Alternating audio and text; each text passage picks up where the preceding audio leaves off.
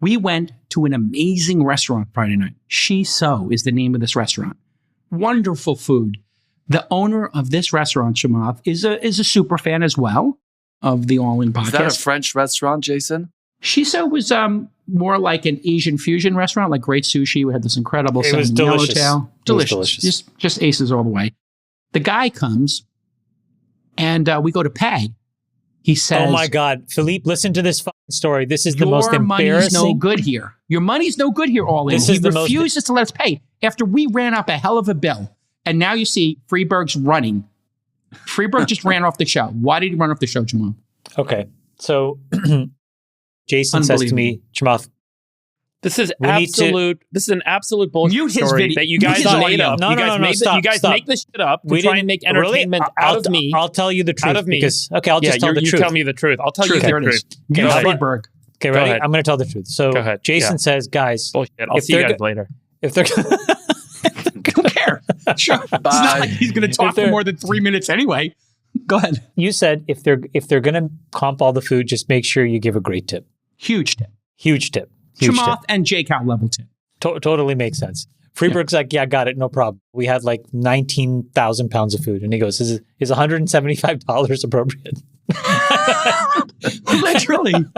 Freeberg calculates it. And so Jason says no. Okay. And then Freeberg says, hold on. Oh, fine. I'll double it to $350. Now he was fucking around. He was joking. I gave the guy $1,000. Gave $1,000. And I said, actually, I think we should give $3,000. So then we tipped the woman an extra $2,000. So we gave her $3,000 for a 10-person dinner, which I think is appropriate. She was ecstatic. The food was phenomenal. It was great. Go to Shiso if you're in Miami. Dave, are you adjusting the tips for the no tax on tips? So you're like making them a little smaller? Let your winners ride. Rain Man David Sack. And instead, we open source it to the fans, and they've just gone crazy with it. Love you, West. Queen of Quinoa. Hey, everybody. Welcome back to the #1 podcast in the world. We're going to have an amazing episode today. The besties are riding high. Why are we riding high? Because we went to Miami. Oh, my goodness. We had so much fun at F1. Thanks to... It was fun. I mean, it was awesome. So many great stories. So much good time. We're laughing the whole time. We did a little stage show. And Tony Robbins came up. We had Nico Rosberg. He's a Formula F1 champion. Our guy Antonio Gracias, who's working on Doge, Valor Capital, friend of the pod, and Mayor Francis Suarez joined us. And then at the end of the show, surprise guest, none other than Sergey Brin, who is punching a clock. He's working like 70 hours a week over at Alphabet, and we'll talk about that today a bit. Did you have a favorite speaker, Mr. Sultan of Science, the one and only David Freeberg? Did you have a favorite speaker or a moment? I thought Sergey did a great job. He was very casual, very chill. We had a great conversation. I think we should probably publish that as a standalone. I thought it was really good. So drop him like a little midweek drop or something. But I will that? say, Antonio, I gave him a shout out just because I think the work Antonio is doing is so important. I am super impressed, and I was really appreciative of him taking time to come hang out with us. But obviously he's working with Elon on Doge, but he's also uncovering a lot of stuff in the government that it's really powerful to see someone actually go in, do the digging, and present it the way they are with the transparency he is. And he's not doing it for any angle. There's no money. There's no benefit to him individually. He's just doing it. It's probably net negative on the margins for him. Really hard for him. And and it's just amazing. Based on Elon's experience, it's definitely net negative. People maybe don't like having their grift canceled. Chamath Palihapitiya, our chairman dictator. Do you have a favorite moment with the speakers or a favorite speaker, a highlight from the programming specifically? I thought all 5 of them were amazing. I did think that Sergey did a really good job. I like Nico Rosberg a lot. I did too, for sure. I'm really excited to see what Francis does next after being the mayor of Miami. Maybe governor. We'll see what Love Antonio. The party says.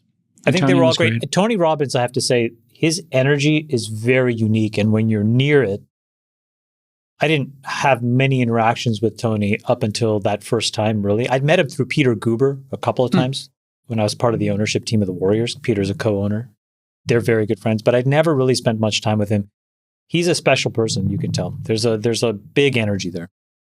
They were all great. Yeah, I'm interested to see how the audience likes that interview because, he is a ball of energy. I tried to get him to open up, talk about himself a little bit, but, he was kind of on his own tip, but the audience loved him.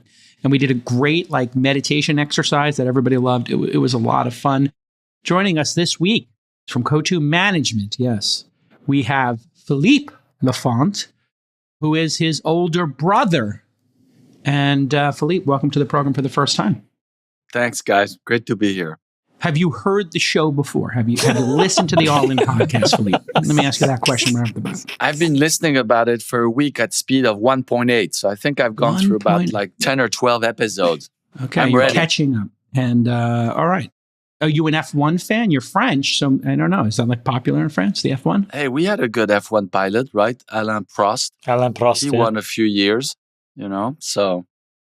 Okay. It's incredibly popular in Europe. Jason, what did you think of Formula One? That was your first time, right? It was my first time to F1. There was a lot of pomp and circumstance. We were very lucky that the Trophy House, my friend Ford, whose partner's on the Trophy House, included us. He gave us a level of Trophy House. Trophy House, there it is, beautiful structure, 3 amazing floors, tons of activations, which means free stuff. And for those of you who are not in these circles where celebrities get all kinds of free stuff. And we had a poker game. It was wonderful. Best way to watch the F1. Play poker. Yes. By the way, when you're live at the F1, it's a little bit hard to get into the experience because the cars just zip by you. So you get to see the car for a few seconds and then kind of dead time. Yeah, it was very exciting, I have to say. It was a very social experience. And we made an executive decision because it was raining to pull the table and put it inside the Trophy House. And then we had an incredible view of the finish line. And there's Friedberg standing up, me next to him. We had an incredible lineup. Travis joined us. You can see there Phil Hellmuth haranguing poor Travis from Uber, sitting next to me. I mean, this is... Phil always has to have his hand on a billionaire. He has to be within... Yes, he's not within 5 feet of a billionaire. He has a panic attack. So... And there's Hellmuth, poor Hellmuth. My friend Timothy Chalamet came by to say hi to me. And of course, he's there's just being accosted. My tackling him. Look at those meat hooks just going over poor Chalamet. He's like a giant panda bear, and Chalamet's the bamboo stick. I felt so bad for Timothy. He's done such amazing work. He's done such amazing work, and you can see how engaged he is in Phil Hellmuth. He's like, who is that person? Why is he grabbing me? Right. But, then again, Phil Hellmuth is presenting him. And now here's a proper way. Hey, can I say something? Is that dealer Larry Summers? He sort of looks like It is Larry Summers after his appearance here. Actually, it's interesting. Dealt by Larry? Your new best friend? After he was here, he lost so much sponsorship and so many... so many deals that he now is working, moonlighting as a dealer. He wanted to continue the great debate. Yeah, but can I just point out here, the proper way to embrace an A-list celebrity who you're friends with is to just let them come up to you and you just, look at. So Timothy comes. Timothy and I are just the background. This is your good friend Timothy Chalamet, right, Jason? I will not say good friends. We've met a couple of times, a handful of times, because we're both Knicks fans, and I'm friends with Ben Stiller. Ben Stiller, myself, Timothy, and my brother Josh went to the Pistons game, versus the Knicks when we crushed them and crushed their souls. So Timothy came over just to say hi to me and his friend, Frankie, and his other friend Cody Block, Frankie Bones. He's got a great crew. And, he came over to say hi to me and he was thanking me for the tickets I was able to get because it was hard to get tickets for that. Anyway, for Hellmuth, don't tackle people at all in events. This is why Chamath banned you. It's just complete inappropriateness. And then Hellmuth was going around. I don't know if you knew this. He was telling everybody that he created All In and that he was like the executive producer for life. Just so much inappropriateness from Phil Hellmuth. It was brutal. Oh, man. If I may, let me also thank, we had a partner, OKX, the new money app.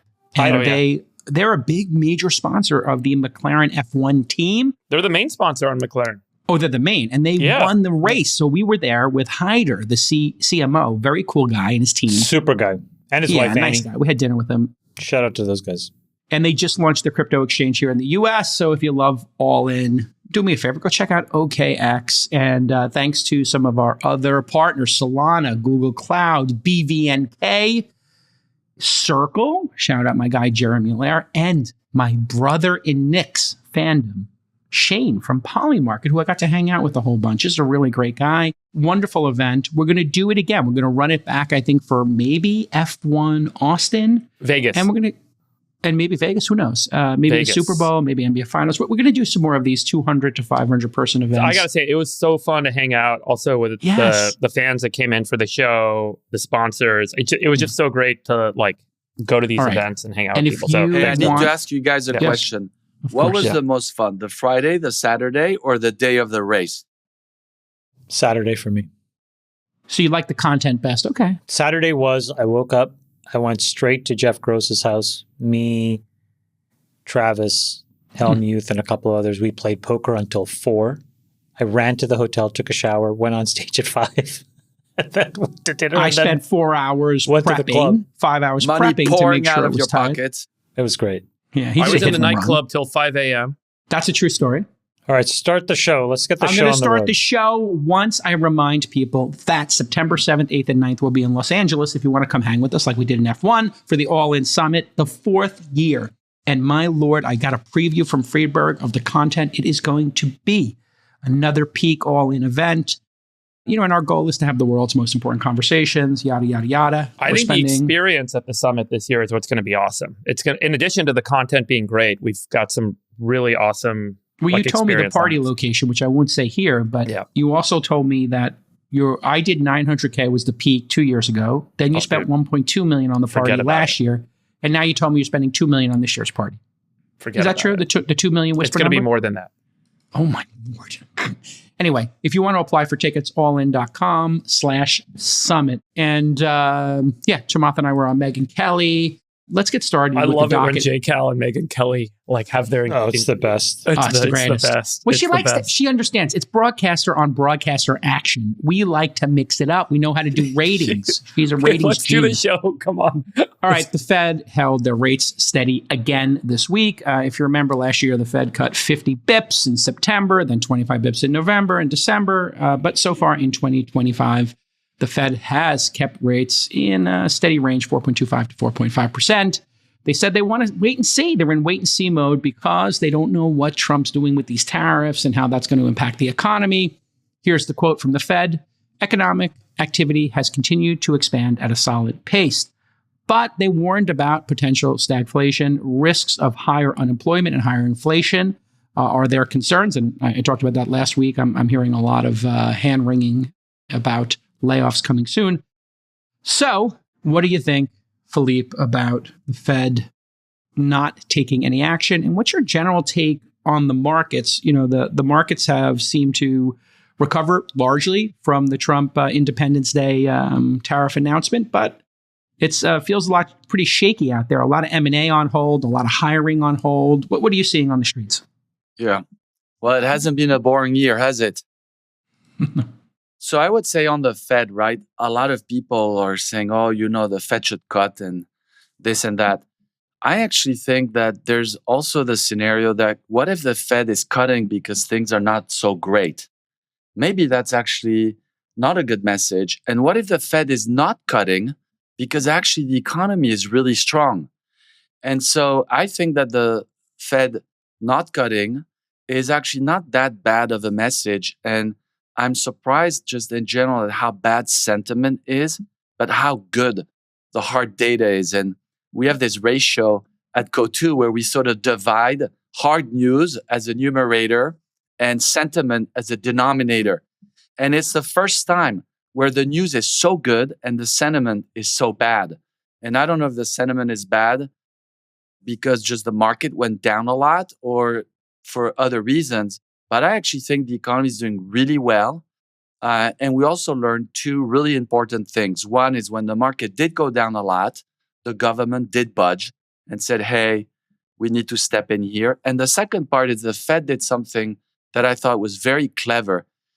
They basically said, we're not going to cut just to bail out the equity market. But if the market's liquidity is no longer functioning, emphasis on liquidity, then we'll step in to restore liquidity. And I think those two things really brought the market back up. And I think it's more a little bit the case of a tariff correction or a tariff tantrum, but not a tariff crisis.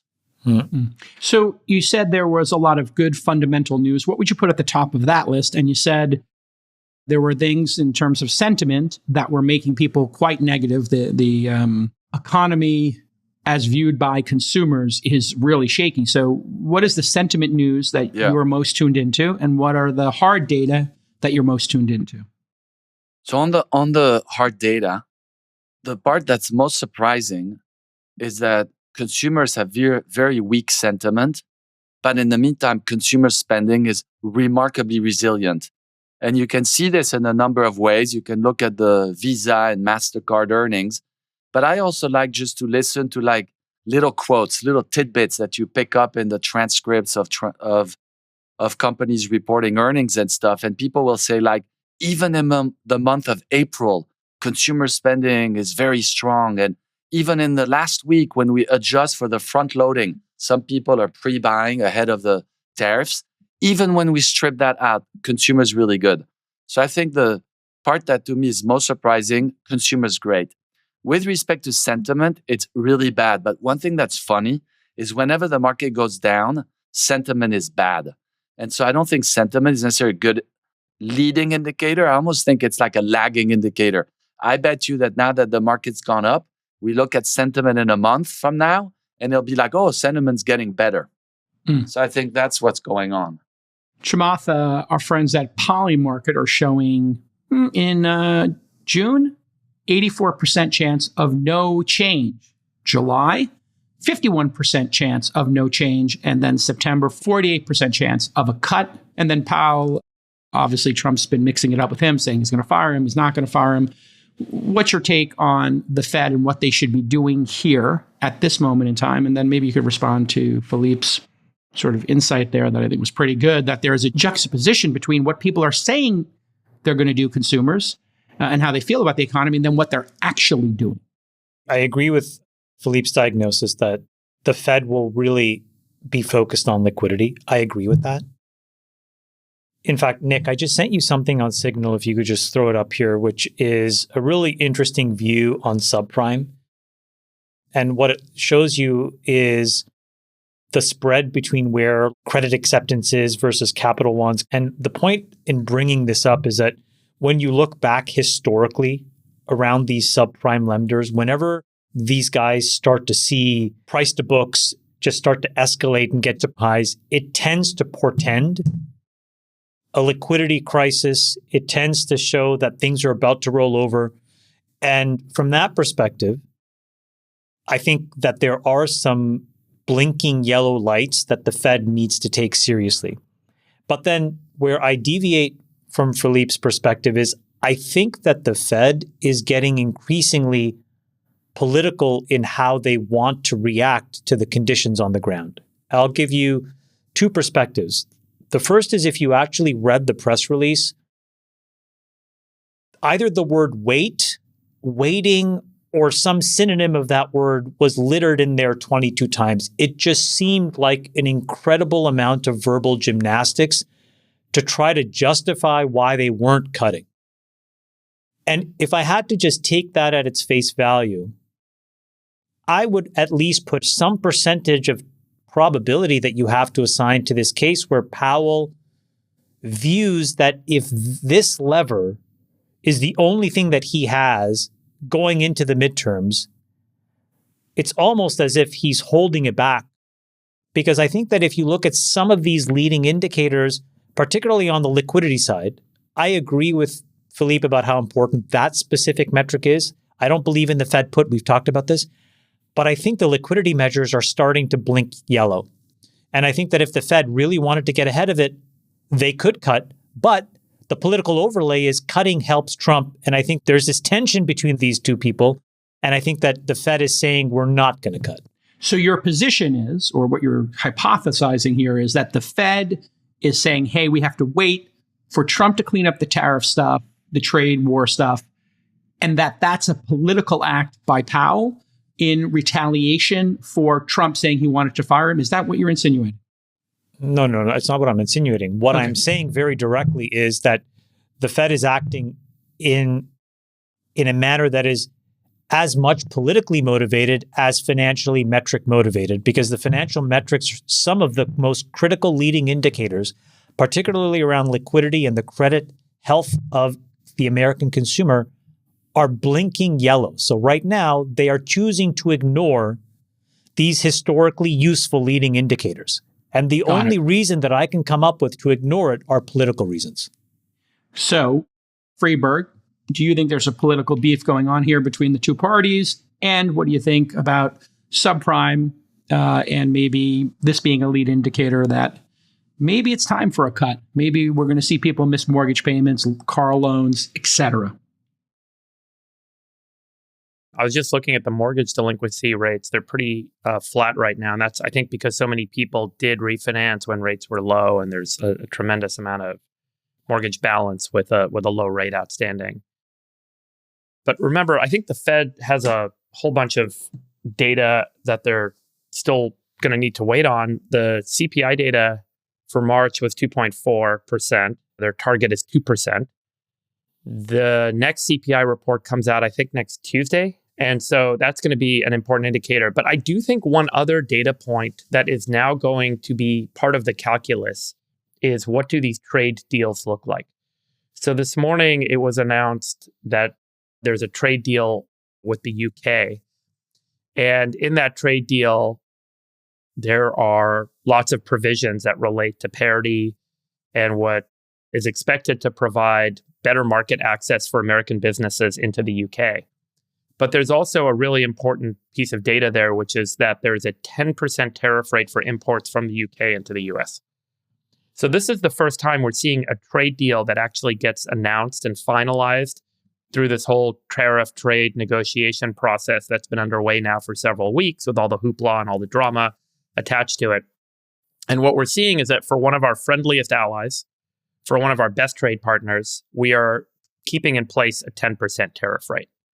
So if that holds with other trade deals, and that becomes kind of a standard across the board as they get more of these trade deals done, perhaps with countries that are less friendly, with more onerous, with less regulatory parity in the trade relationship between the US and that country, maybe there's higher tariff rates. What that means ultimately is that there is now maybe a pretty sizable long-term revenue stream for the federal government that didn't exist before, which means that there's room to cut taxes, which means that this is all going to be part of the calculus of the Fed's decision on whether or not and why they would need to cut rates, because this is going to drive inflation, it's going to drive GDP growth, it's going to drive employment. And so I think that there is a pretty dynamic situation at play right now. It's not just that there's a static tax revenue base and a static federal spending model, and then CPI and employment data that is going to follow them. Do you think Powell thinks that this Trump thing is going to work, so he's holding bullets in the chamber because he's worried about inflation? I think they're going to wait for data. I would agree with that. Yeah. Dave, in fact, a couple things I was wondering your opinion on is, one, I was with this retailer, gigantic retailer in the US, and there's this sort of false narrative that when you have tariffs, like 100% of tariffs are going to get passed through in pricing, and therefore tariff is like a tax, right? That retailer told us that they think only about 50% of the tariff gets passed in pricing. So I sort of agree with you. There is going to be a net positive, and that retailers have way to work things around and stuff like that. I would also say today, post this announcement, the market's very strong. And initially, I was a little bit surprised because we're taxing 10%, not only the most friendly country, but one where we actually have a surplus. So I was like, if it's 10% when we have a surplus, what is it when we have a deficit? But on the other hand, the market is speaking as we speak. And I also think that there were a lot of announcements that seem to make it like, hey, we're going to make a deal with China. We want China to do well, but we need to do well too. It seems to me that at some point, maybe there'll be a bit more of a win-win versus such a acrimonious. And maybe that's why the market's reacting a little bit more positively. By the way, that trade deal, we also eliminated the 2% surtax on big tech companies. And then Howard just said today that they're going to announce a $10 billion order from Boeing on top of that as well. So these are going to drive GDP. They're going to drive employment. It's really hard to cut rates into a market where there is not yet priced in or not yet well understood, but an expectation of a driver for GDP, driver for employment, and potentially an impact on inflation. It's really hard to go into that sort of an environment and cut. I mean, if we're in a sustained period of 4 to 5% rates, I mean, we should talk about that at some point, but there's huge implications to the economy if this thing stays where it is. Huge. Philippe, are you in the camp of 4D chess with these tariffs and these negotiations, or, throw some stuff against the wall, react to it in real time? He's shaking the snow globe. It's chaos, et cetera. Where do you sit between those two opinions we've heard on this podcast over and over? When you ask a tech investor for like his opinion on macro, this is the beginning of the end, right? I think I've predicted like 7 of the last 3 recessions, So my track record is pretty weak. Well, let me ask a different question. How is this impacting the tech market, private companies that are thinking about going public, M&A? We saw DoorDash buy 2 companies this week. We've seen a bunch of companies file to go public. We've seen them pausing.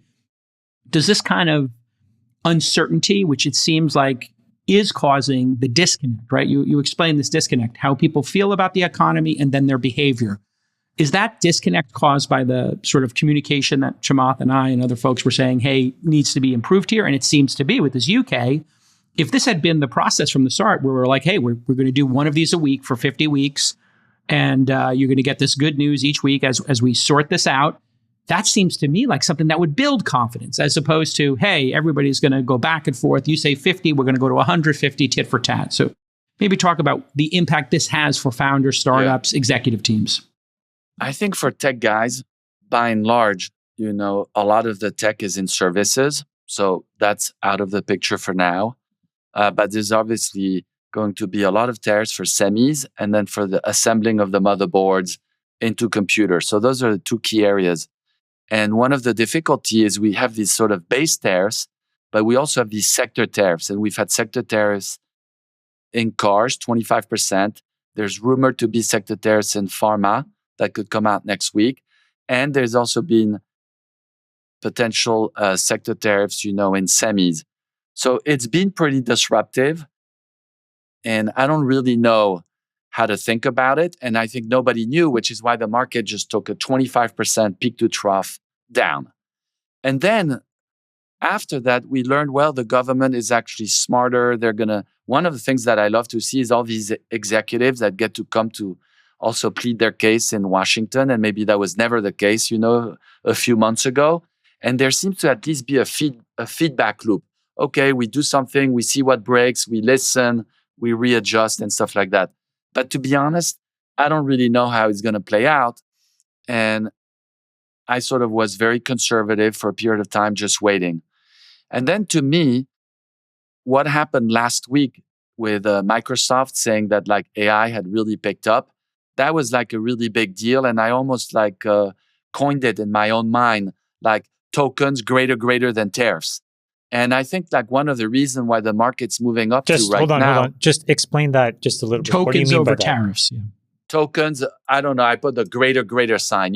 Tokens are much greater than tariffs. Tokens, so you mean AI tokens? AI tokens, yeah. Yeah. So I sort of view tokens, I don't really understand as well as Dave for sure, all the AI models and stuff like that. But I sort of view tokens to an AI model is like fuel to a car or electricity to a computer, right? Mm-hmm. And Microsoft said that in their Q1, they processed 100 trillion tokens, 50 trillion alone in March. And so the tokens are really going basically vertical, which is probably because of these reasoning engines, which are much more sophisticated and require more compute power. And I think the market, it's a bit unfair for Trump, but the market did not just go down because of tariffs. If you remember, it went down because people freaked out we're in an AI bubble, AI is not really working, what's the ROI on AI? That was maybe, a third to a half of the problem. And I think what Microsoft said is CapEx is going up and everybody has a gigantic shortage of chips right now. That I know for sure from all of our private companies, public companies, There's a shortage of chip, a shortage of compute power. And so I think that's also maybe why the market's going up. And so for me, it was sort of a way, emotionally, I got so drained with the tariffs and thinking about tariffs and having to think about something I don't really understand. And I feel now there's a chance when you look at the next year or two, at some point tariffs goes away. Trump makes this big deal with deregulation, the tax breaks sort of cancel out the tariffs. We move on. And what are we left with? We're left with tokens. And I think the world of tokens, for me, I've been doing this for 35 years. It's maybe the most exciting trend and thing that I've seen. And all these people that say, oh, this is the end of American exceptionalism. I almost wanted to say, no, you guys are wrong. This is the beginning of American exceptionalism because we've got Wall Street, we've got Silicon Valley, and we still got a pretty good government that at least tries to get stuff done. So I'm pretty excited by that. I've been talking with my management team a lot about AI first principles, and we're actually doing an offsite in 2 weeks on this because I've been following a lot of what the other CEOs have been doing and hearing stories. We had a great conversation with Sergey. He gave us 2 anecdotes of how he personally has used some of these tools to make management decisions. And his observation was managers are the first to go. And if you zoom out from that statement and you zoom out from the comments you're making, Philippe, there's, I would say, like a once in a generational opportunity to select companies that are going to accelerate growth because of the leverage they're going to create by adoption of these tools. Not tech companies in the traditional sense, but across the entire economy. And some of what we're seeing right now in the reformation of venture capitalists, and I know you're going to talk a little bit about Coatue here in a bit, but so much of the thesis is around traditional businesses being reinvented using AI. And as a result, it's not just of the few tech companies that are providing the fuel, but there are these fires that are going to take off in all these different markets that we could sit and spend probably hours kind of, extrapolating and theorizing on, that creates a real opportunity for incredible market value creation. And traditionally, it's like the market grows and the differentiation among the competitors is minimized once the market has matured. But for the first time ever, every mature market can be completely disrupted. And so if you're smart about selecting management teams and selecting companies, there seems to be an incredible opportunity to realize investment returns, even in a mature equity market. Let's move on to our next topic, which is obviously super related. Google was down 8% on Wednesday after some bad search data came out because the Justice Department, as everybody probably knows, is doing this antitrust lawsuit with Google. And the key part of that lawsuit is Google paying Apple $20 billion a year to be the default search engine on iPhones. Obviously, we all know iPhones have elite customers. Those are very precious searches from people with a lot of money because iPhones are expensive. Anyway, Eddie Q, who's been with Apple for 35 years, he said, quote, for the first time ever last month, our search volume actually went down. Quote, that has never happened in 20 years. If you ask what's happening, it's because people are using ChatGPT. They're using Perplexity. I use it at times. He believes that AI search is going to replace classic search like Google. Quote again, there's enough money now, enough large players that I don't see how it doesn't happen. Bloomberg reported on Q's comments at 11 a.m. An hour later, Google was down $100 billion in market cap. It bounced back a little bit today when we're taping this on Thursday. Here's the statement from Google responding to Q's comments. We continue to see overall query growth in search. That includes an increase in total queries coming from Apple's devices and platforms. Freeberg, is it time for Google to panic, Google shareholders to panic? We talked last week about making bold decisions about what is the default and how might Google get out of this classic innovator's dilemma. What do you think? We keep coming back to is search dead conversation. Everyone knows that the search, click, repeat paradigm is over. And there's a new model in what I would zoom out a little bit and say is kind of the difference in human-computer interaction for knowledge, information, and services. It may not be that I type something into a search box. It may be that I'm having a chat. That chat may happen in a chat window. It may happen via voice. It may happen on a screen. It may happen in an earpod. We don't yet know where the consumer is going to go with this, but there's a lot of paradigm shifts underway. I will say Google has models that are, if not the best, competitive. So the underlying models, the underlying technology exists. They are certainly aware of the shift in the paradigm. And so the transition for Google doesn't need to happen overnight to a chat interface that looks like ChatGPT. It may be a standalone app. They have a standalone app. As Chamath has pointed out in the past, they don't do a great job promoting it. They don't do a great job integrating the chat interface into search or replacing search of the chat interface. Because remember, search ad revenue today is $200 billion. And the cost to serve an AI query is order of magnitude higher than the cost to serve a search query. So flipping the search interface over to a chat interface overnight doesn't make sense. And they don't need to. They have the users, they have the models, they already have the product. So it's going to be a slow kind of process of finding the optimal course for them to make the transition, would be my guess on what they're doing. It's a question of at what point do you change the default on Google? Do you make it a slow one box, which is that answer section at the top of the search page, and you slowly get people used to that, and you lead them over to the chat interface? Or do you do it all at once? Or do you tell people, hey, go use the app instead of the search box? So there's a lot that I think they're going to discover. And if anything, this is an organization that is used to doing testing and then making incremental changes and then making big changes once they're, kind of tested and proven. Chamath. So I'm pretty positive on their ability to respond to the shift if there is one underway. I guess 2 important data points, Chamath, that I'd like you to respond to. Search is only like 56% of Google's revenue right now. People forget they have cloud, so they have diversified. It's not a one revenue stream company anymore. And then also these Google search results at the top of the page, they're dropping precipitously the number of clicks below it. So different studies, 15 to 35% of the clicks below the box are are dropping. So this is significant, but it seems manageable. Where do you stand on it right now? Time to panic? Or as Freeberg was saying before, hey, maybe it's a great opportunity for Google to add yet another product line, yet another revenue stream. They definitely have the best models in many domains. I would say that the code gen models from Anthropic are really good, but in many other domains, including general information and chat, I think Gemini is exceptional. So what is the problem? The problem is that they were effectively at 99% share.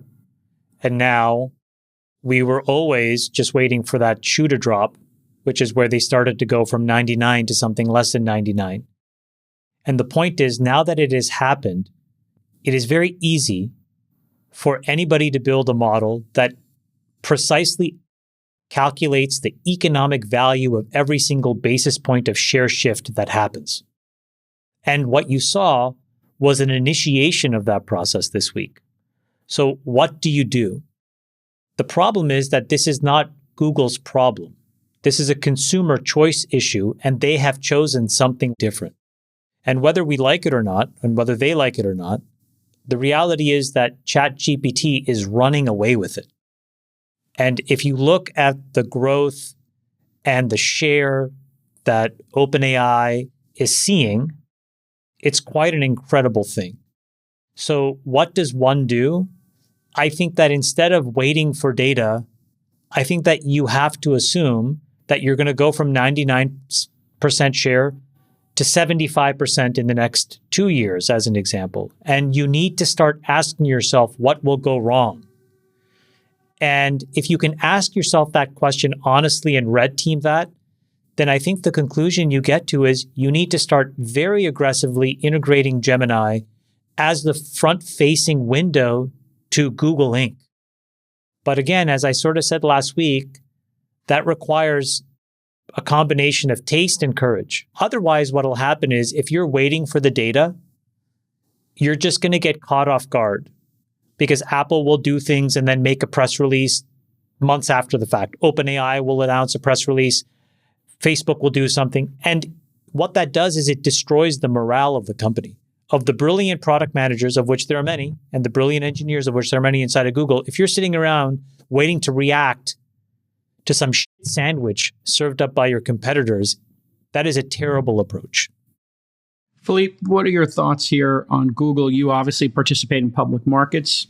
is it a buy right now? I mean, I don't want to give investment advice, but do you think the company has the talent, the temperament to make these hard decisions and to turn this around, or avoid the iceberg, if the iceberg being ChatGPT and people getting answers instead of links? Well, I think you guys have summarized the situation pretty well. I would just add just a couple small things. One is the market cap of Google is like 1.8 trillion, and that of ChatGPT is, let's say, 300. So Google is worth 6 ChatGPT, and is that the correct ratio into the future or not?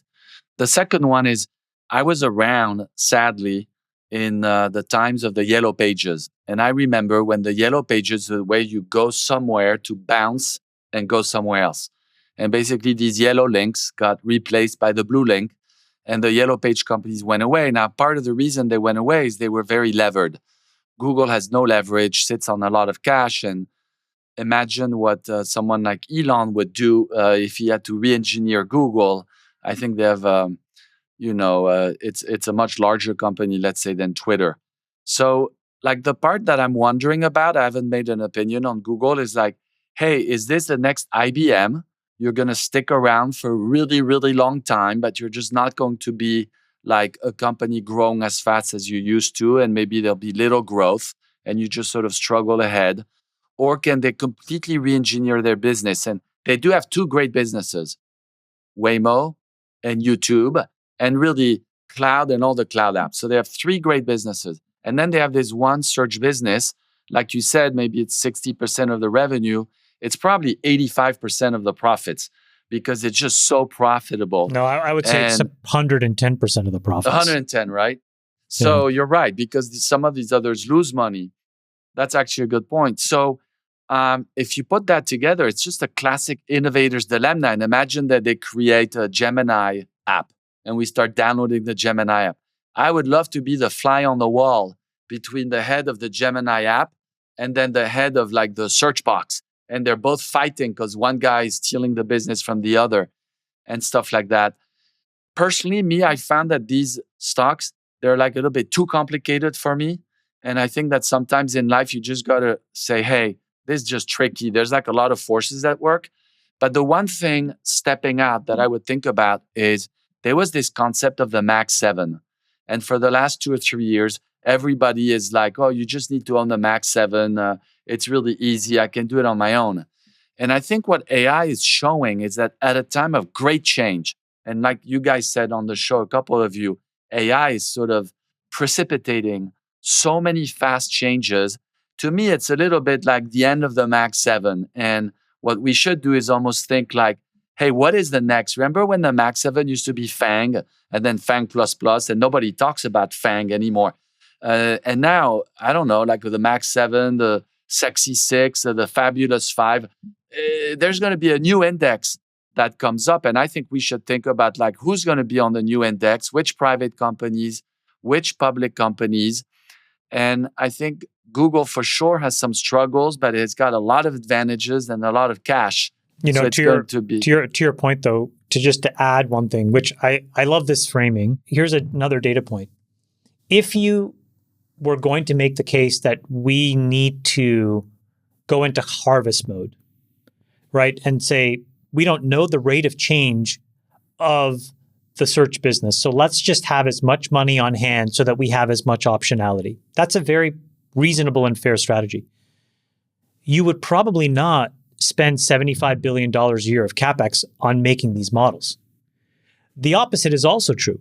If you're going to drain your cash at a rate of change that's greater than it needs to be, to the tune of an extra $75 billion a year, there's probably a case to be made, well, if we've made the cake, let's sell the cake. You know, we've made the dog food, let's have the dogs eat the dog food. It's the in-the-middle strategy of both spending the money, but then stage-gating the product that is the worst outcome, in my opinion. I think they're right to invest. I find these companies that decide to harvest, the cash cow and buy all their shares back, it never really works. I think that the only chance that Google has to create an amazing company is you got to take some risks. At the end of the day, the man in the arena, he who takes the risk usually gets the spoil.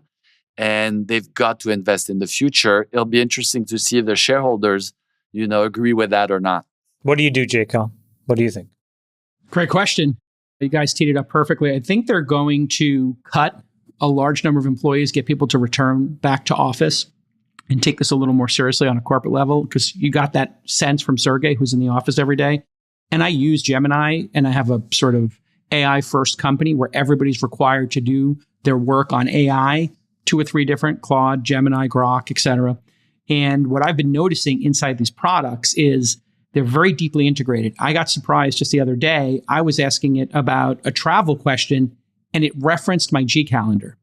I didn't know they could do that. Then, obviously, you can use Gemini inside of Google Docs now. They have 4 or 5 products right now that are 1 or 2 billion users per month. Obviously, Chrome might get spun out, but you have YouTube, you have Google Docs, you have Android.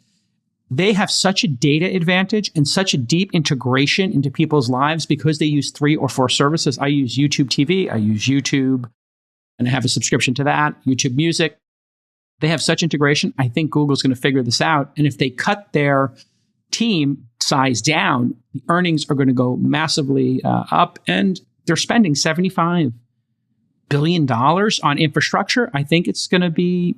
Would you integrate these models more aggressively in front of the consumer, or is this the rate that makes the most sense in your mind?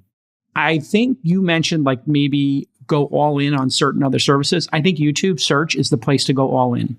Right now, when you do a YouTube search, it just gives you 10 links, right? It just gives you that rolling thing. You should be able to ask a question to YouTube, and you should be able to ask questions to your calendar.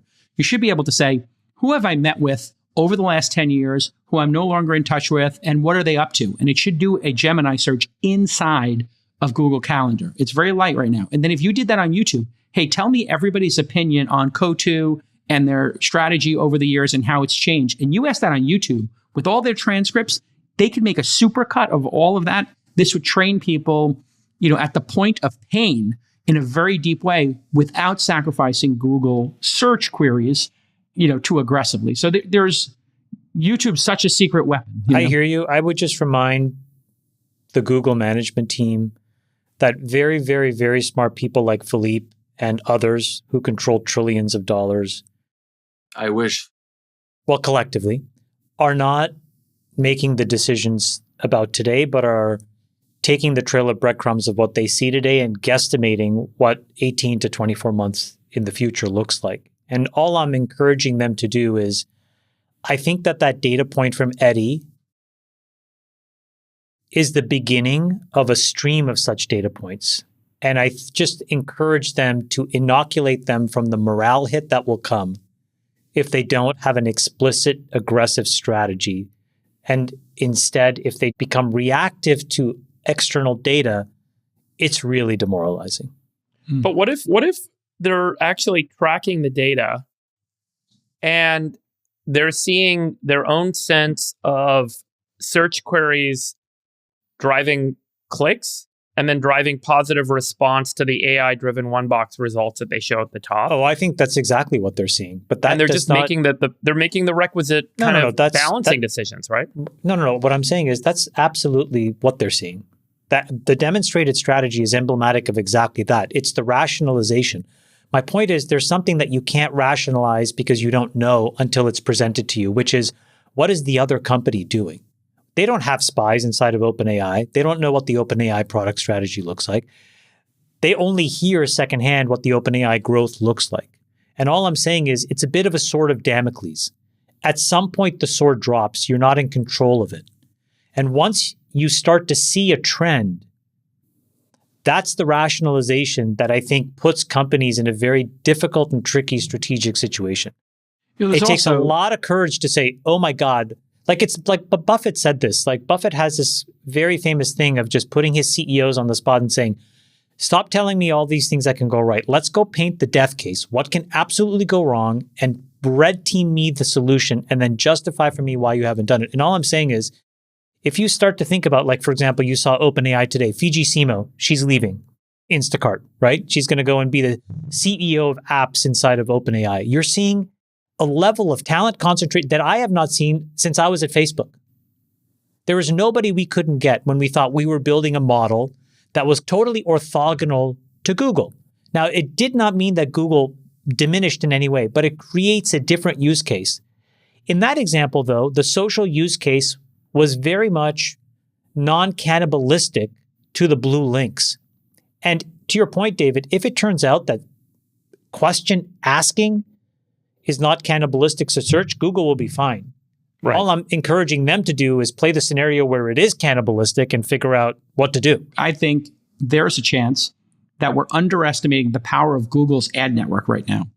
It's quite possible that knowing your queries in Gemini, knowing what you're doing in Calendar, knowing what you're watching on YouTube could lead to a stream of more target ads that do better and are more valuable. And so we've been seeing a number of companies, startups, in the early stages and year one startups that are figuring out how to use your queries and what you're doing in AI to present to you search results. So imagine you're doing a Gemini search, Chamath or Philippe, and on the side of it, it's giving you a rolling list of ads or offers that you might be more interested in. That could be a better advertising product than even search itself. Freeberg, your thoughts? Well, let me ask all three of you a question, which is, since ChatGPT's come out and Gemini and other tools like it, do you find that you're doing generally more stuff or less stuff? I find that I am using search a lot less.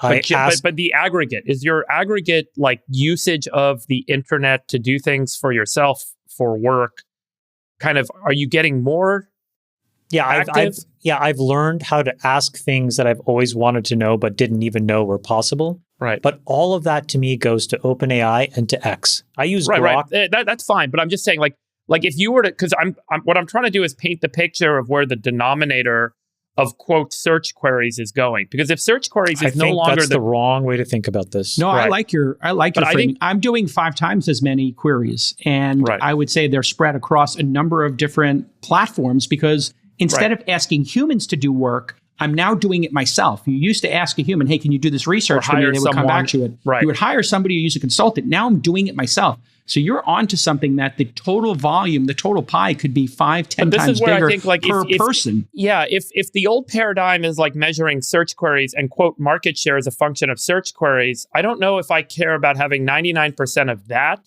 or if I'm actually better off having 80% of something that's now 3 times bigger. Yes. Where there's so much more usage. Imagine you lose 99% of one bucket, but you're only getting 10 or 20% of the new bucket. That's the bad scenario. That's exactly right. That is the bad scenario. That's the issue. Guys, that bucket is getting built right now, and there are Nowheresville in that bucket. How are you going to show up in 18 months and say, oh, that new bucket, that's so shiny, pick me, pick me. This is why it's a strategic error. Well, think about let's say you're running growth at Facebook, Chamath, and you guys have a new product you want to launch. You've got 1 billion users. How do you get them to use that new product? Because Google has a ChatGPT competitor. How do you get them to use that product? Yeah, I walked through this last week, but I'll do it again, which is, I think that today, the part that I agree with you is this whole view on search is antiquated and it makes no sense.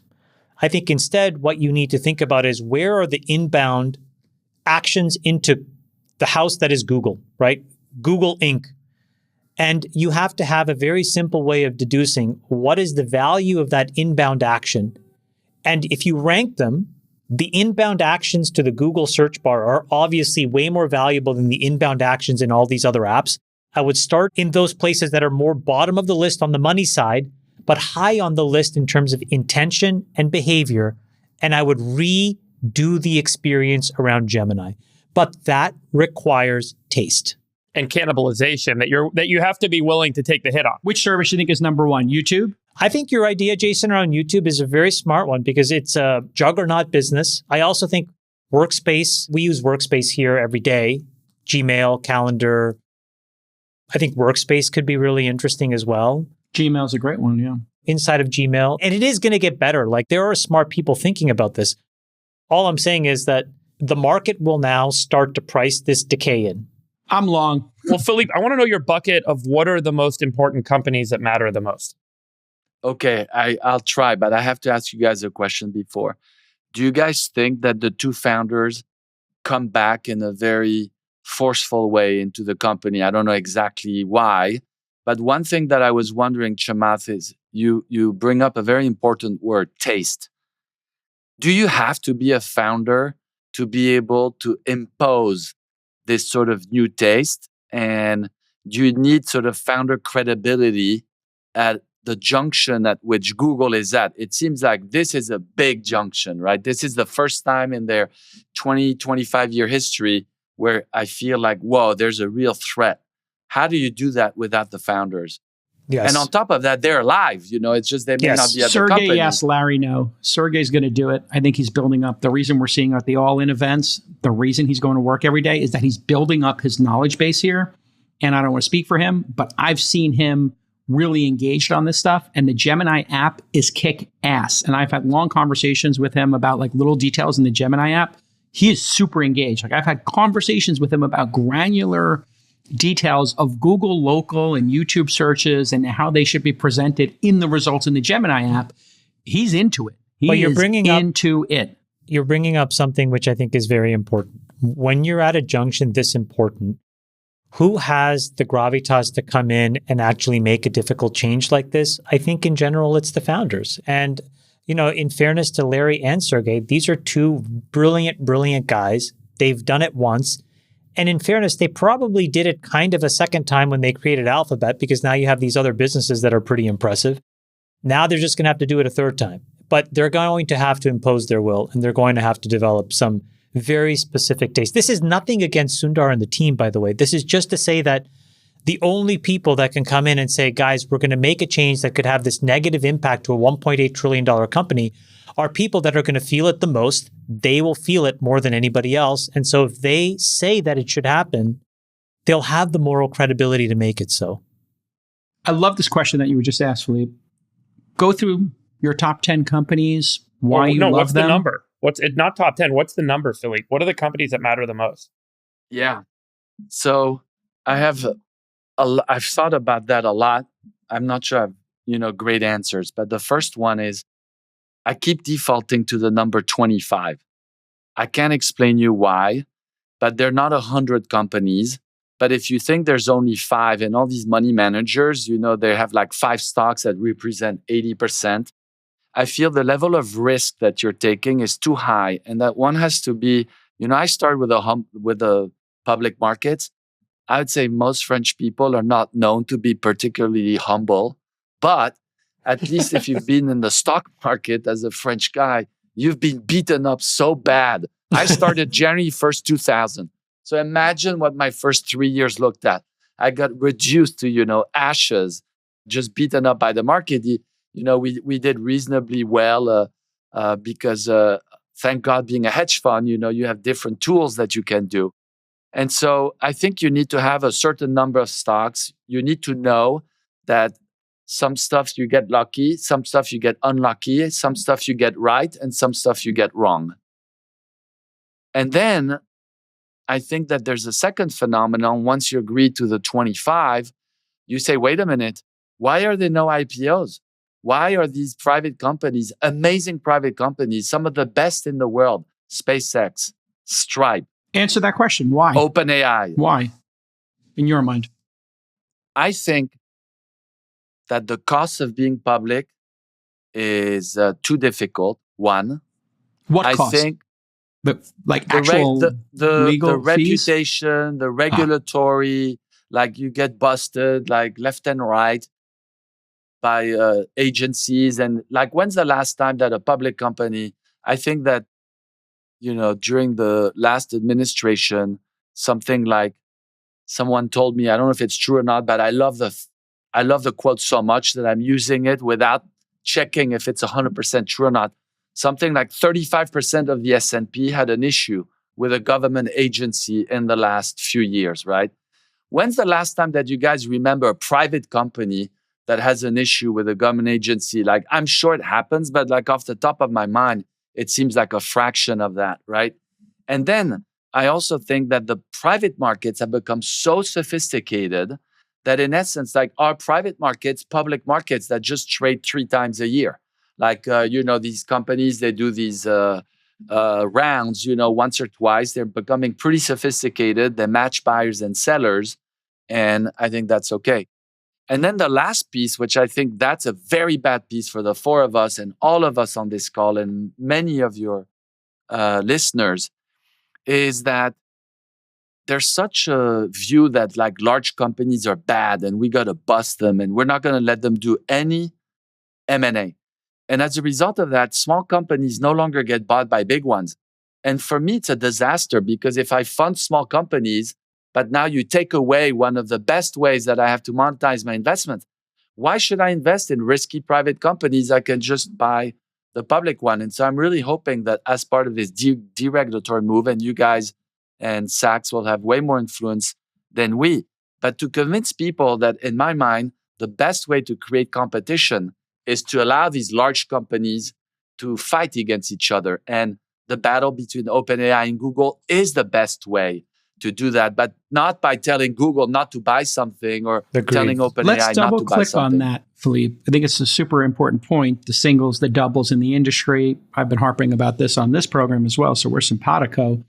What about a proposal where maybe the non-Mag 7, let's pick a number, under $1 trillion market cap, under $750 billion, we let those companies buy and sell each other at a very vibrant pace. We saw ChatGPT buy a $3 billion company, I think, this past week in the coding space. Like I mentioned earlier in the program, DoorDash bought 2 companies. What if we said, hey, okay, we understand Google getting bigger, Apple getting bigger, Microsoft getting bigger. Why? That What's could the be rationale for that? anti-competitive. My rationale would be... But how does size make a difference to whether or not someone should buy a company? Very simple, because they have such a market dominant position. That's different than size. Hold on, let me finish my sentence.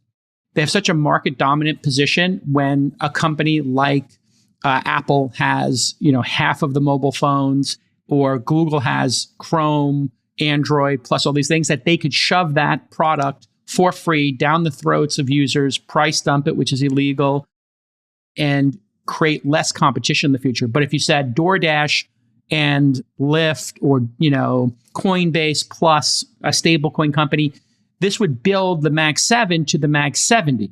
And then you would have many more larger companies. What do you think of this, Philippe?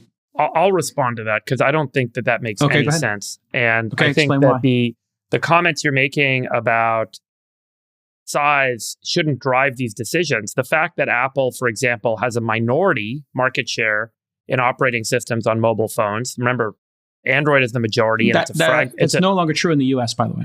Right, not in the US, but globally, right? And Apple comes along and says, hey, I want to buy a car company or I want to buy something else. Why should that affect consumers in any way whatsoever? The ultimate objective of antitrust authority is to prevent monopolistic practices that hurt consumers and hurt the market and take away options and choice and freedom in the market.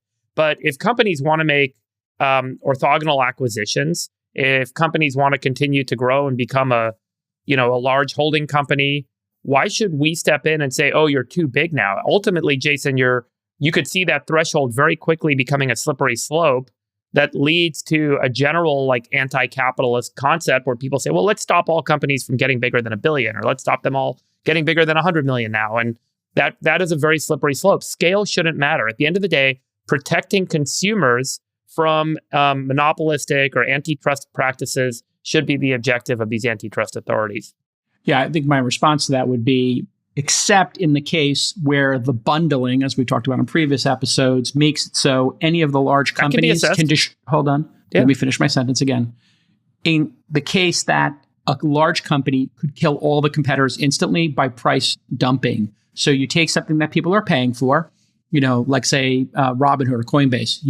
Google buys Robinhood or Apple buys Coinbase, and they just say everything's free. We're going to make our money from our main business. Yes, it's better for consumers, but it's not as good for a competition. And in the long term, then you would kill all the competitors and then they can do unnatural acts. That would be the argument. I'm not saying it's that's a great argument.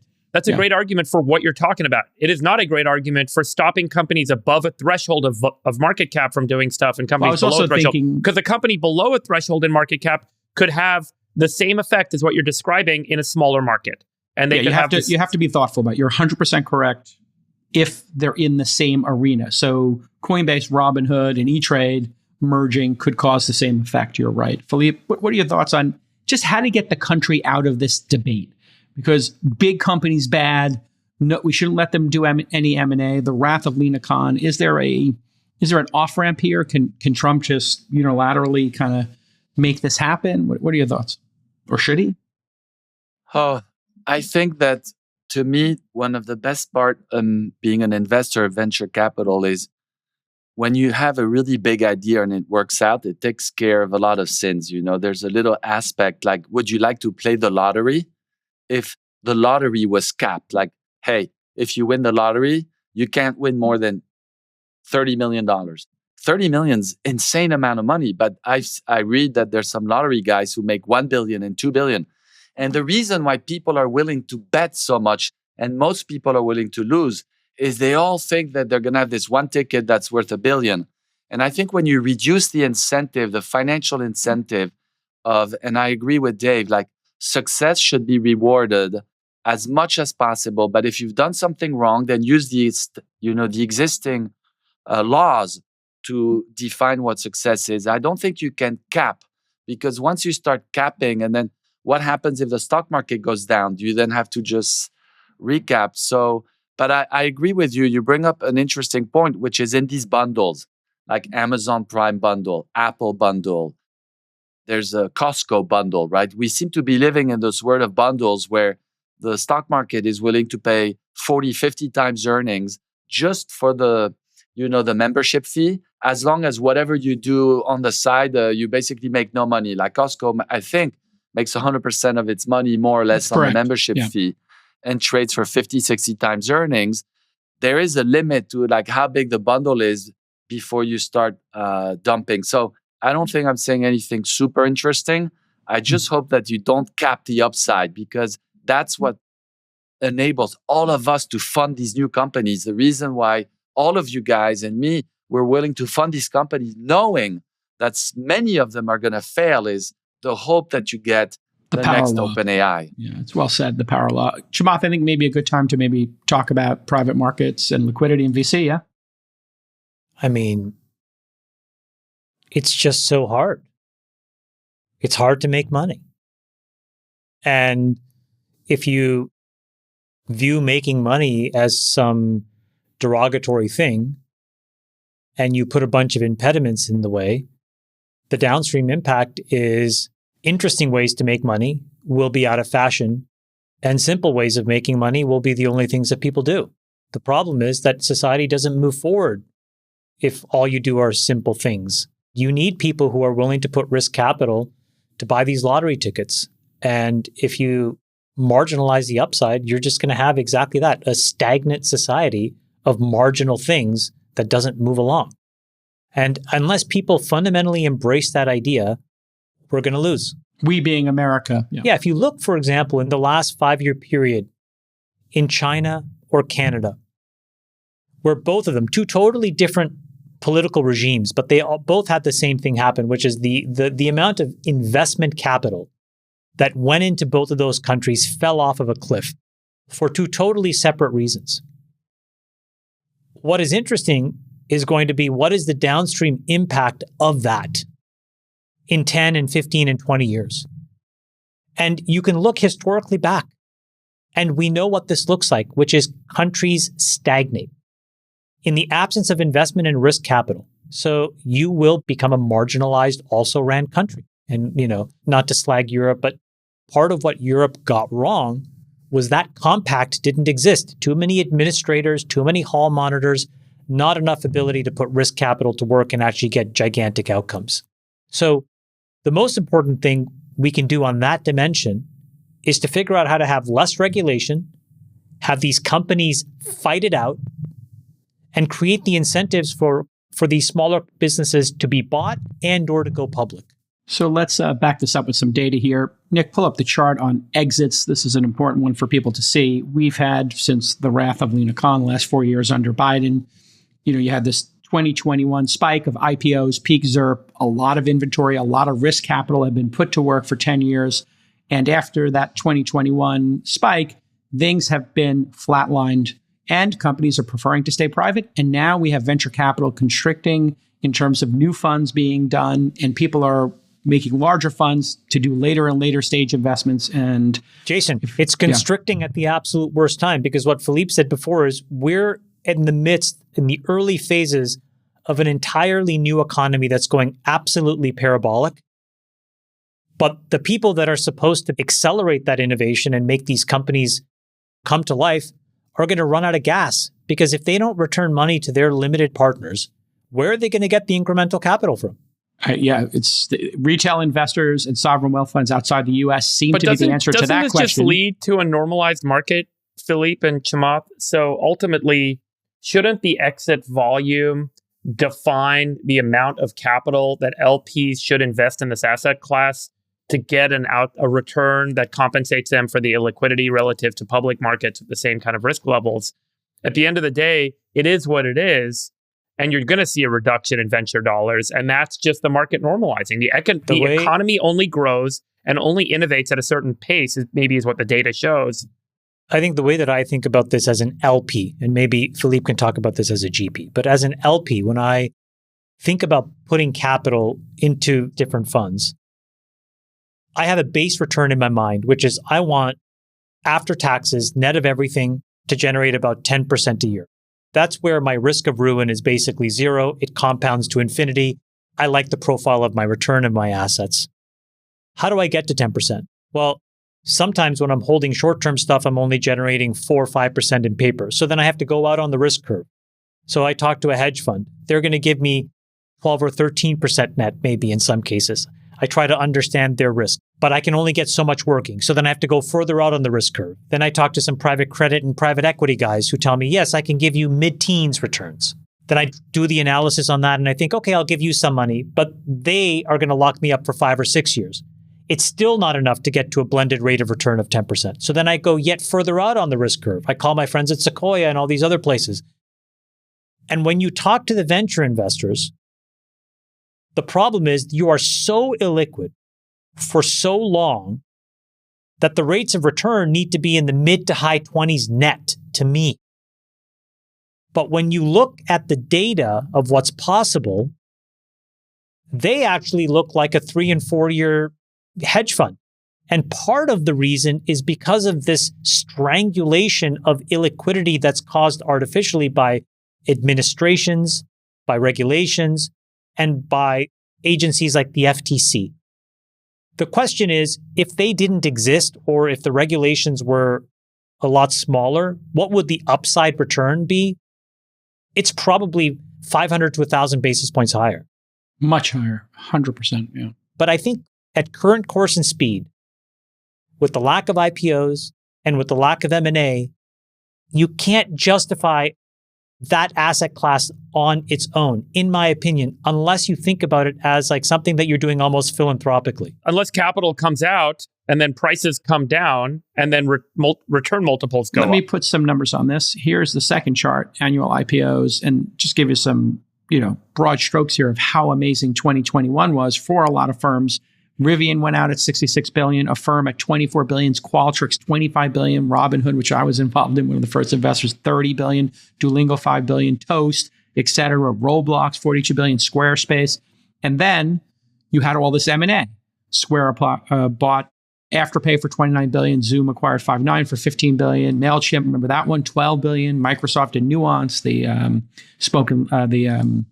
Jason, language models, $20 billion. Do you know what the distribution? Do you know what the distribution of these IPOs were by method? SPAC versus direct listing versus traditional IPO? I don't have that here. We'd have to do it not just on the names, but also on the amount distributed. Yeah, that's a good question. But when I look at that data, what I look at, if you just bring it back for 1 second, is ever since the 20 and 21, which were very high. If you look at 22, 23, 24, and now bit 25, I'm like, how is this that it's worse than 04, 05, 06 that were normal years?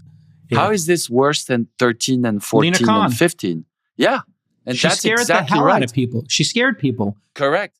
M&A, I've talked to M&A people, Philippe, and they have said it's not even worth bringing it to the board.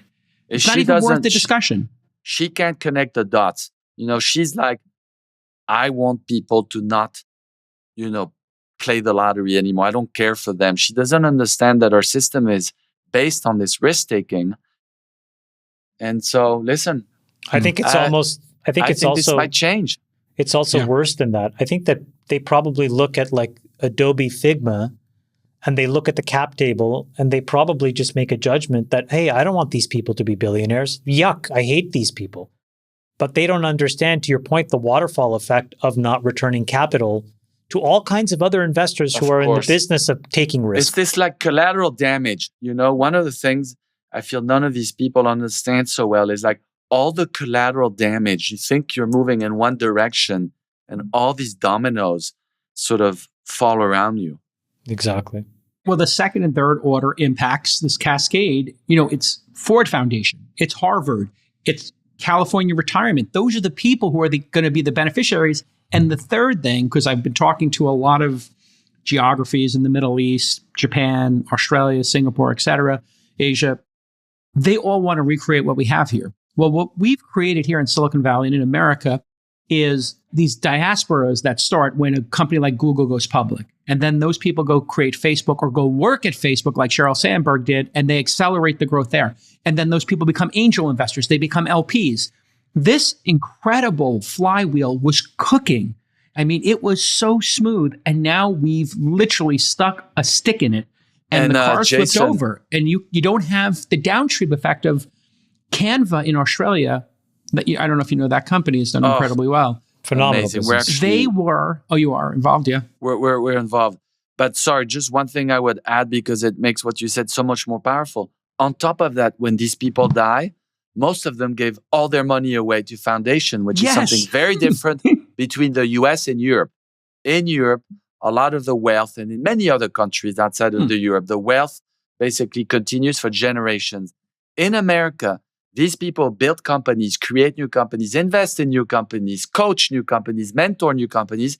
And when they die, all that money goes to foundations that continue to promote and do some of the work that governments would do. And finally, how great is it that some foundations are competing with the government to decide what needs to be done? As opposed to a larger government, right? And exactly. So that ultimately serves the Doge mission. Atlassian and those incredible founders who did Jira, et cetera, bought other companies, they wound up being the seed investors in Blackbird, the venture firm in Australia that did Canva, and they were the investors in Canva. Both of those companies are creating this incredible flood of entrepreneurship in Australia. And we're breaking that in America. Australia copied that playbook. I want to know about the new fund you're doing, Philippe, and why. Maybe you could explain to people, I guess this is one of these, what do they call it? Closed or open-end funds, and they operate differently than venture ones. And also the seeding. You seeded it in a very unique way with a couple of very unique family offices. Yes. Yeah, but well, unpack you guys everything. are nice to ask, and a couple of you have tweeted some nice things about it, so I really appreciate it. I loved it. Let me tell you the story behind it, right? So I was like, on one hand, you've got private funds. They're only available for the super, super rich. Like you got to be a super duper accredited investor. You put your money in there and you might not see anything for 10 years. And then for me as a GP, every 3 years, I need to raise a new one of these funds. So God forbid, we have one fund that doesn't work and we raise the next one or not, right? So that was on one side of it. And then on the public side, what basically is going on in the public is very strange. But in essence, the BlackRocks of the world and the Vanguards of the world and make it that almost everybody wants to invest in an index. And as a result of that, the people who are still active managers, they're all basically closet indexers because the risk of being wrong, you do better for 10 years and then you do worse for 1 year, you're out. So basically the public market, everybody wants to index, which is I think why the Max 7, is so big and stuff like that. And the other part that's weird with the public markets is since everybody needs to be indexed, everybody needs to be fully invested at all times. I'm like, why? Why is it that you need to be fully invested in 1999 if the P multiple of the market is 60? Why is it that you want to be fully invested when you're already down 10%, things are not working? Why not raise cash a lot? Sort of, freshen up your ideas a little bit, go take a long walk on the beach and try to understand maybe you've made some mistakes and stuff like that. So I've always wanted to do two things, which is one, on the public side, have the ability to be different in the stocks that I own, but also that if I'm nervous, then what's wrong with holding cash? And I hate to put this in the same word, but you look at Berkshire Hathaway today, and everybody wants to compare themselves to Berkshire a little bit. But Berkshire today is $1 trillion company, a third in cash, a third in public equities, a third in private equities, right? And so I was like, okay, well, what if we have a system where we can be in public stocks, we can be in private companies, but we also can be in lots of cash, and where investors know on day one, please do not compare me to an index. If you come in, you got to give me sort of 5 or 7 years to do my work. And I'm also going to let you take a little bit of money every year. So in essence, I'm willing to work at much lower fees because you give me capital for longer. But you don't give me the capital forever, and you're not stuck forever. And so these interval funds are really interesting because I think the minimum investment is like $50,000 or something like that. And the conditions to qualify for such a fund are much smaller. So there's many more investors that can come. And I look at it a little bit of like, this is the democratizations of tech investing. And I really believe in it. I've been doing my thing for 30 years for institutional investors. Why can't I do it for like people who don't have access to... Let me ask you a question. You have what, 53 billion under management? Something like that. Something in that zone. So, I mean, obviously you've been phenomenally successful. Talk about the fees and the carry and how you decided how to set that. And then tell us how your competitors reacted when you announced this fund. I'm very curious about that, both of those two things. Yeah. So we got a little bit lucky in that we studied the fees of other funds. These are things called interval funds. And it seems like the fees were more like 1.25 and 12. And so we're like, well, can we live at 1.25 and 12? And I was like, yeah, it's a really good deal for other people, but I get something for it, which is I get near permanent capital. And in exchange for that near permanent capital, I'm willing to lay at lower fees because I think I'm going to be able to compound it for longer. So in essence, it's not like I'm being altruistic. I'm not claiming, I just want to do a good deal for people. I'm being selfish. If I can compound capital at 12.5% incentive fee for a very long time, it's better than 20% for a short period of time. And for the investor, I love the fact that I'm sort of investing. Like if you told me, Philippe, start from scratch, write on a little blank piece of paper, what would you do? I think all of us on the show would say, well, it would have to be something that looks like Berkshire Hathaway, right? Berkshire is the model. And you want to do cash, you want to do publics, you want to do private, you want it to be a good deal for people, you want it to be permanent capital for you, and you want to try to be able to do that for a long time. And I think that's sort of what those things do. And then I was like, okay, but then the problem is like you have a snowball at the top of the mountain. How do you get it to roll and to be big? And I was like, we're not very well known. I have to admit, this is sort of one of my first podcasts, ever. So I really appreciate... You're doing great. Being here with you guys. So I was like, I got to get the ball rolling at the top. And so I thought, okay, maybe I can get some tech entrepreneurs to help me out who believe in this concept of democratizing tech investing and stuff like that. So I went to see the family offices. I didn't quite see the founders directly, but the family offices for both the Bezos family and then the Dell family. And I sort of pitched them the idea. They liked the idea. Then we pitched it to the founders. And then we got to some agreement and they gave us a combined $1 billion to get going. And then we're also going to put a lot of personal money in it. And I was like, great. And I had read, I don't know if it's true, that the largest fund that was ever launched was one of the first Blackstone fund was 1.3. So then I said, okay, I need to launch the fund that's 1.301. Like that, I can claim that it's the largest launch ever. So I don't know if I'll get there or not, but that was the idea. And I think it's nice to have the backing of these guys. So typically what happens is people come to see me in my office. I'll ask some folks to do diligence, and then I sign up to an LPA. Is that how this works? Like if I'm interested, what is that what I do now? Or Or is this totally different? You mean you as an LP now? Yeah. Me as just a normal person. So this fund in particular starts to be marketed by one of the Wall Street firms. It's in this one. We picked UBS. They were the first ones who believed in us, but many other firms will work with others. And we have great relationships with JP Morgan and others. So in time, it'll be available on all these different platforms.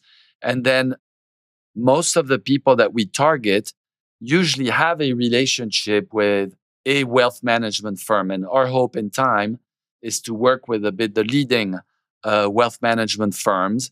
And you can invest. And frankly, I'm like, hey, just start giving me a little bit of money. See if you like what I do. What are the caps on that? How many people can be involved? Because when you do venture, obviously, there are caps. You can only sell to accredited and qualified purchasers. That's about 6% of the country. And you can only have 99 accredited investors in a venture fund. And then it's, I think, uncapped. And then you can have 200, you can have up to 10 million, and they can be 250. I did this when I did our fourth fund, and I had 120 million in interest. I could only take 10 million of the accrediteds. So it really is capped in the venture space, but you're doing a different type of vehicle. Is there a cap on the number of LPs That's a good you can point. have? And of course, I knew I should be more prepared doing this. I don't remember exactly all the caps are, but the point is that the number of people that can join the fund is much greater. And the number and the amount of money they can put in is also much smaller. And as a result of that, you're reaching a wider audience. And that particular audience, they're happy because if you think about that fund, right? One thing that's a pain in the ass. How do you manage all the capital calls? They drive me crazy. How do you manage all the distributions? Oh, I just got some stock in a public IPO. Should I keep it? Should I not keep it? Is it a good company like Google that's going to 20x post-IPO? Or is it another company that I should just sell immediately, right? You basically have one structure. It manages everything. And then you get a 1099 instead of like a bunch of K1s, which are... So do you think like Sequoia and Dries and Khosla Founders Fund, how do they respond? That's question one. And then two, does it change the behavior of the fundraising cycle or process for you and your partners when you're evaluating companies or for the entrepreneurs? Like, does any of that change? So how does competition react? And then how do companies and CEOs react? Listen, when you start worrying about your competitors, in my mind, it's a bit of a version of the grass is greener elsewhere, and you have to focus on ourselves. It's such a hard business. There's so many smart people and this and that. We tried to design something that plays to our strength, and our strength was we got the public markets, we got the private markets, and then we've got risk management with the cash and knowing when to be in and out. I would suspect that other people will do the same. Hopefully, it'll be different because they have different strength and stuff like that. And I thought that what was nice for us is to sort of do this a bit of a hybrid, public-private. And frankly, in private, you guys think there's venture, there's the growth capital, there's private equity. This vehicle could own 100% of a company. You could do debt. You could go up and down the cap structure. So what is your plan then to do with private companies specifically? Do you see yourself, leading a Series A or participating in one of those, or buying secondary in SpaceX on the open market from former employees, maybe buying out strips of other venture firms that are looking to wind down or get early liquidity, and you come into some mid-sized $300 million fund and buy out 20% of it? What's the strategy here with private specifically? This is a good point. It's a bit like, hey, so what's your North Star? Don't tell me you can do everything. Like, what are you going to really do, right? And to me, the North Star is, Jason, I got to build for you in 10 years the new Mag 7. That's my job. So find the best of the best. We know who are the 10 largest companies in the S&P or the NASDAQ today. What are they going to be in 10 years? Some are already public. They're just going to get bigger. And some are private. So to that extent, I don't believe that necessarily venture is the right model for this particular, because it's like, it's 1,000 to 1 to go from 0 to 1 million in revenue. Then it's 100 to 1 to go to 10 million. That's the insight and you mentioned this on our call earlier today, that I actually think is really, really, really powerful. The Mag 7 was this set of correlated 7 companies that sucked up all the attention, all the money. They moved in unison dollar for dollar.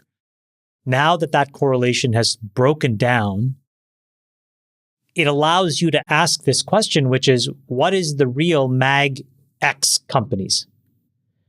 And to your point, if it's a 25 company basket, you're absolutely right. Like SpaceX would be in the basket. It's private. Correct. So Stripe would be in the basket. Like, so to be long some rando public company because it's public and ignore SpaceX and Stripe would just be stupid. So to your point, that's really powerful. The optimal basket of the companies you'd want to own for the future, because of these rules and regulatory burdens, are partially public, partially private. And so you need a vehicle that can straddle both if you want to own it. Yes. I think that makes a ton of sense.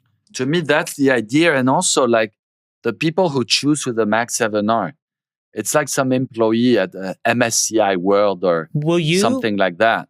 Will you actually go out on a limb and try to publish what you think the version of that index is as you construct it inside of that fund? Or we have some public requirements which will force us to do that. The private markets are overheated.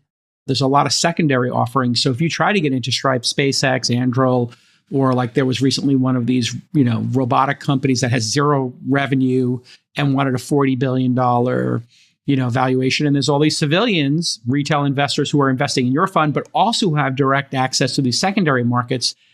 I mean, you also have to buy at the right price. And these, I know firsthand, for those top companies are massively inflated. You have $30, $40 billion valuations on companies that are pre-revenue sometimes. How do you think about that? I have no idea of the company you just referred to. I have no idea which one it is. I don't want to say, but yes. Maybe they did a trial with BMW that was in the factory or not in the factory. I don't know. Listen, humanoids is a pretty exciting area. I don't know what companies are, but there is going, like, in my top 25, I think it's a bit early. I would have a humanoid company. I'd have a robot taxi company. I try to find whoever is the leader. And I think the point that you make that's really good, Jason, is we also have to wait. To me, there's 2 key things. Can I establish with 75% chance that this is the leader? I don't want to do it if it's like a 1% chance that it's the leader. I got to pay more later. That's one. But 2, there's one advantage that the public markets have over the privates, that we know how to value things because we have comps and we know about revenues and profits and earnings and P multiples and stuff like that. Sometimes private investors, they just value a private company like, hey, if the last round was 100, well, this round's 200. And I'm like, but why? Why is or the CEO round is really good on camera and funny on Twitter. It's like doubles, right? And so I think that in the growth business, like being a public investor is important because it lets you at least say, if this company were already public, what would it be worth? And then when you own public company, the one thing that the private company gives you, if you want the public business, it gives you discipline. But what the private business gives you, which is really cool, it gives you the telescope into the future. And I think that to be a good investor, you need to have one side of your brain, which is imagination, creation, believing in the future. And you need to have another side that says, hey, slow down, chemo. This is like 80 times earnings and it's twice as expensive, and be patient.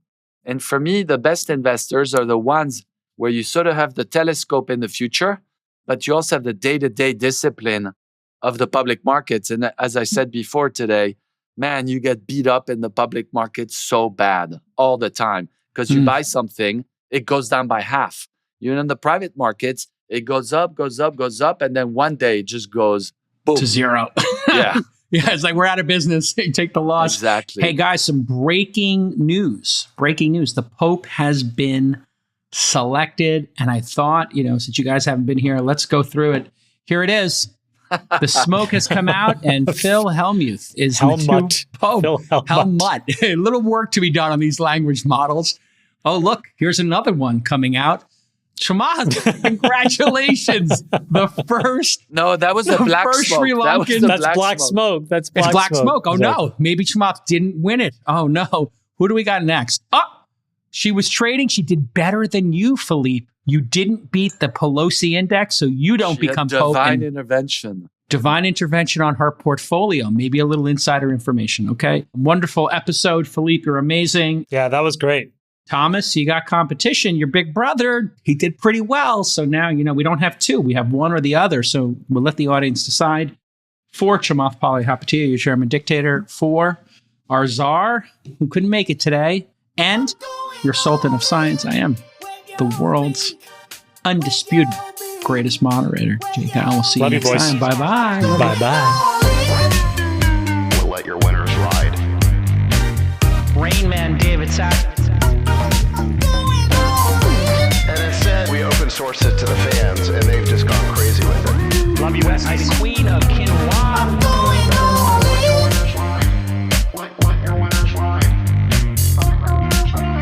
Besties are back. Code 13. That's my dog taking a notice in your driveway. Oh,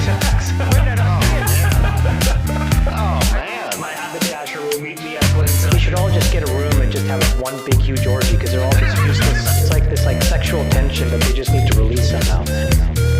Wet your beak. Wet your Wet your feet. Wet your We need to get merch. Besties are back. Going all in.